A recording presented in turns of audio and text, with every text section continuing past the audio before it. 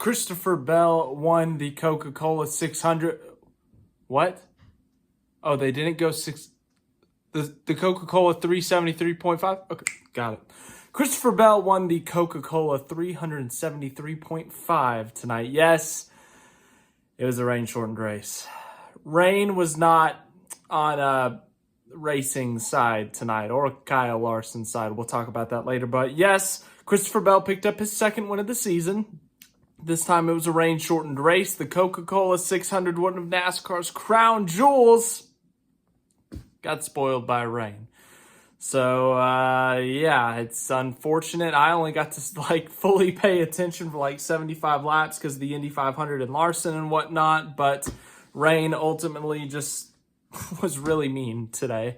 And so they tried to dry off the track. They really did. There was a big storm that passed through. It completely soaked the track. It was a downpour, severe weather, all that kind of stuff. And as I said, they tried really hard to dry off the racetrack, but ultimately they said there was too much humidity. It would have taken until after 1 a.m. Eastern to dry off the track.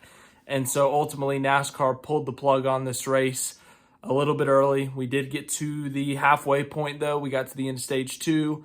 So NASCAR was able to call the race, and Christopher Bell picks up his second win of the season, that first one coming at Phoenix.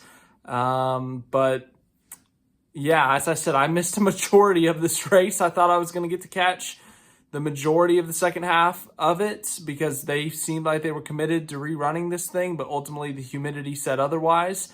And so, just brutally honest, I could not tell you everything about this race. I mean, I had TV up here. I had my laptop with the NASCAR race on. I should specify TV with the Indy 500. The racing gods, the weather gods were not on our side today. So I just got numbers to look at.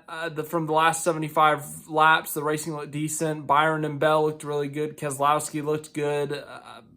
We got the story with the 5. So let's just go through the results and I'll talk about everything I can there. Let's get to it. This chair is not my rolling chair. I'm not going to miss doing that. This is my last video in here unless there's breaking news tomorrow morning. I'm going back home tomorrow.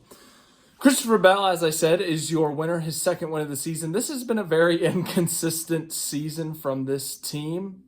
They have the win at Phoenix, yes, but I swear they are either top 5 or they crash. There is no in between. Now, I'm sure someone out there is going to be smart and pull up an 8th place finish from this team, but point being, you look at early in the season, they had the win at Phoenix, and then Vegas was a 30th place finish with 4 crashes.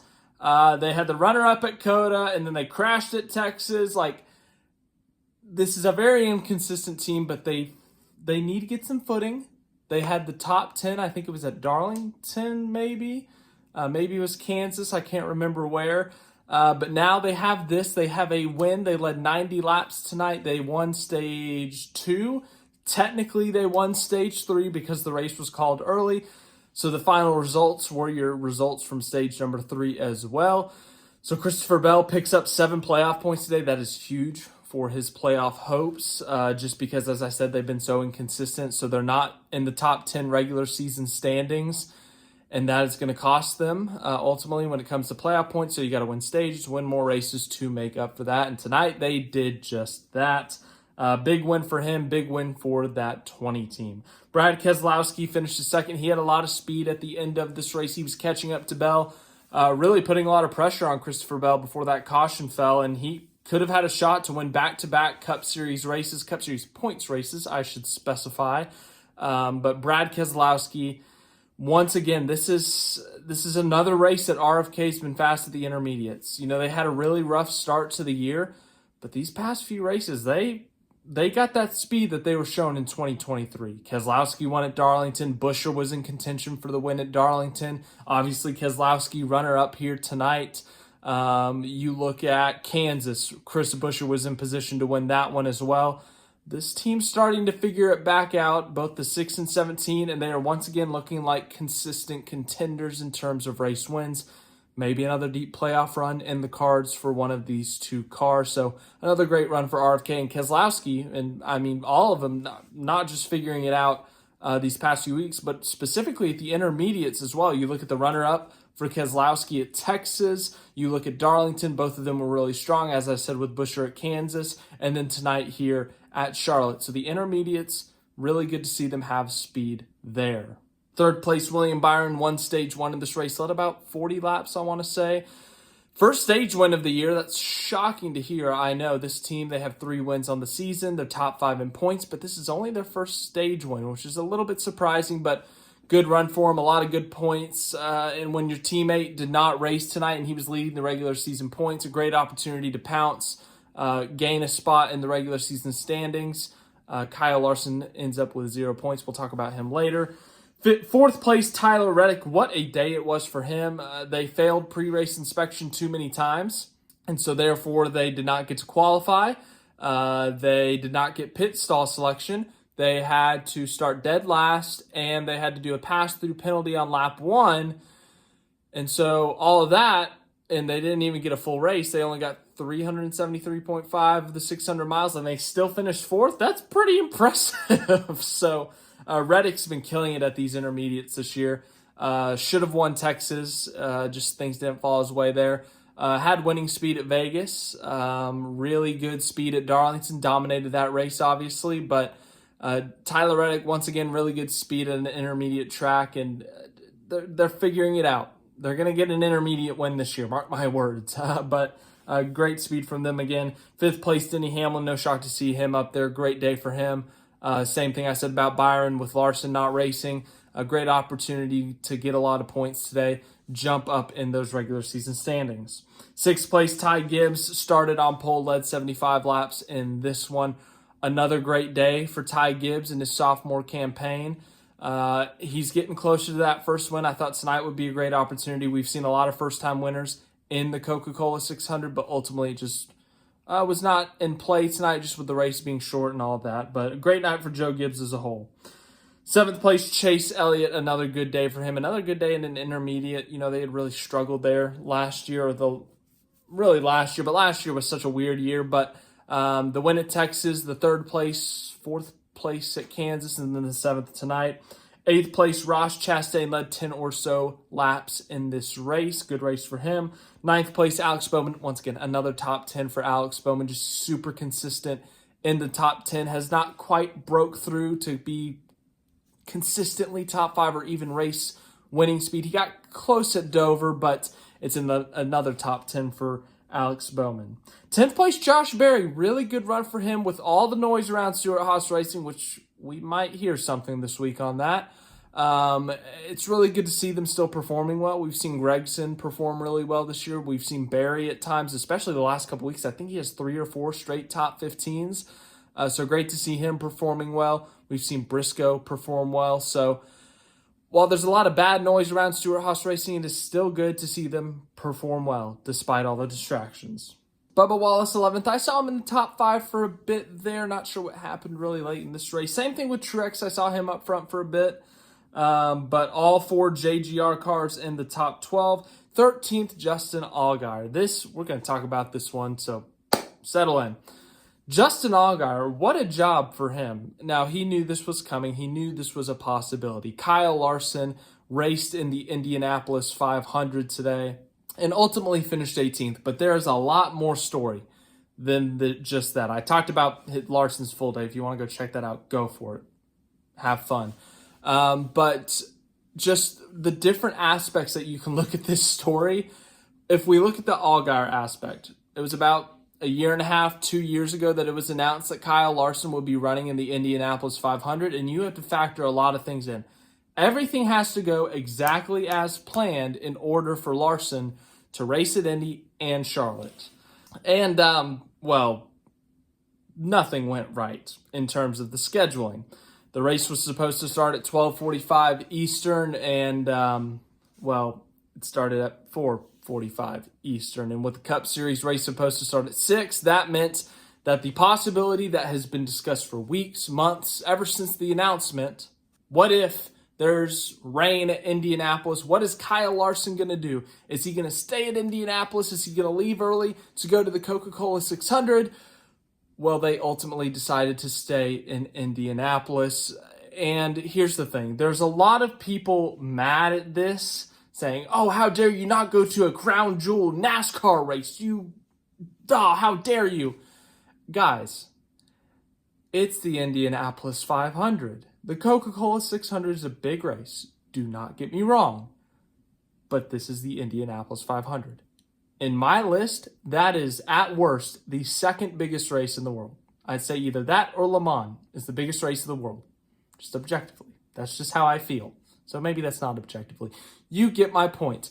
I think it's a top 2 race in the world, and Kyle Larson is going to have plenty of Coca-Cola 600s to run in his career. So the fact that not only he had an opportunity at the Indianapolis 500, he had genuine speed at the Indianapolis 500, there was no way he should have gone to the Coca-Cola 600. And yes, he finished 18th, and you can trash him all you want, the speeding on the pit road, whatever you want to say. But the fact of the matter is, I don't think that they should have said, Kyle, go to Charlotte, because there was a lot invested into that. Rick Hendrick invested a lot into that. Hendrick Motorsports invested a lot into that. Kyle Larson himself. There was a lot of things. Arrow McLaren invested a lot into this. And for them to switch it at the last minute, that would have been a big deal. And Kyle Larson, that team, Hendrick Motorsports, Jeff Gordon, Jeff Andrews, Rick Hendrick, all those people, I still think that they made the right decision. And they would not have made that decision if they knew that Larson was not going to get granted a playoff waiver. Once again, I would be shocked if they don't give him a playoff waiver because, first of all, it'd be stupid. There's been so much publicity around Kyle Larson on the IndyCar and the NASCAR side, and it's been so positive. If NASCAR were to say, oh, nope, Kyle, you're banned from the playoffs because you missed a race, the amount of backlash that would come from that would be huge, and NASCAR would get a big crap fill of hate. So, once again, I fully support the decision. I truly believe that Kyle Larson made the right choice. Hindsight's 2020 and all that, and you're going to say, oh, he finished 18th, and, he didn't even get there in time for Charlotte to race. But how are we supposed to know that 2 days ago, a month ago, a year ago? So, the weather ultimately was not on Kyle Larson's side today, but Justin Allgaier, what a job by him. Once again, he knew this was a possibility. He knew whenever, he's been the Hendrick Motorsports reserve driver for so long. He's been at JRM for so long in that Chevy camp. He knew that when he was assigned that role as the reserve driver and when Kyle Larson was going to be at Indy, he knew that this was a legit possibility that he could be driving the Hendrick Motorsports number 5 car at Charlotte in the Coca-Cola 600 as long as Kyle Larson wasn't there. And that's what happened. Now, I did not see how Allgaier was doing the entire race. He had to start at the back of the field due to the driver change because Larson qualified the car. But Allgaier ultimately, as long as I was watching, he was in the top 20, top 15. He ends up 13th. It's a last-minute call. He was there. He was ready. And, once again, as I said, he was mentally prepared. He was prepared. He knew this was a possibility. But still, for Justin Allgaier to sit around all day knowing that it is a possibility and then to hop in that car, to adjust the seat, to drive a car that is not his, to drive a car that is not similar to his in the Xfinity Series, it's extremely impressive for him to go out, to finish 13th, to have a great run, and then as soon as Larson gets there, to be fully ready to hand the car back to the driver of the number 5. A lot of respect to Justin Allgaier. Just great job by him from literally every aspect, from the driving aspect, from the mentality. And, he could have been stubborn about it. He could have said, oh, I'm already in the car. Just let me stay. Let me drive. Let me finish off this race. I can do it, guys. But no, he fully understood his role. He fully understood what was at stake. And ultimately, when the time came, he was ready to give Larson's car back. But as soon as Larson showed up, the weather showed up. So Kyle Larson wanted to do 1,100 miles today. He only got 500 in, and it hurts as a NASCAR fan, I feel like, because you look at how much this weekend has been promoted, how much it has been hyped up for Larson for the first time in a decade for a NASCAR driver to attempt the double, have a legit shot at completing the double, to be competitive in both races. It's been talked about so much. And then after Larson qualifies 5th for the Indy 500, everyone is just super excited. And then rain. The rain ruined it all. Larson would have had a great shot at completing all 1,100 miles. Obviously, we will never know. But, well, technically he would not have because of the race starting in Charlotte. But the rain just ultimately just crushed his soul, crushed his spirit. Well, maybe not his soul and spirit, but it crushed the fan base's spirit, I feel like. As I said, there was so much hype, so much excitement around it. Everyone wanted to see what he could do, how competitive he could be, and then also to see if he could complete it. It's only been done once before, and we felt like Kyle Larson was going to be the best shot at getting it done, and he's not going to get that opportunity this year. He might race in the Indy 500 next year, but still, just it was so hyped up, so promoted, and we all thought, all us NASCAR fans who know how good Kyle Larson is, we knew he had a great shot at it, and ultimately it doesn't happen. So it sucks that the rain had to happen, but Larson was ready. He ran from his golf cart. He flew in. He immediately left Indianapolis, flew to Charlotte, ran from his golf cart, as I said, and had his helmet on, was ready to get in the car.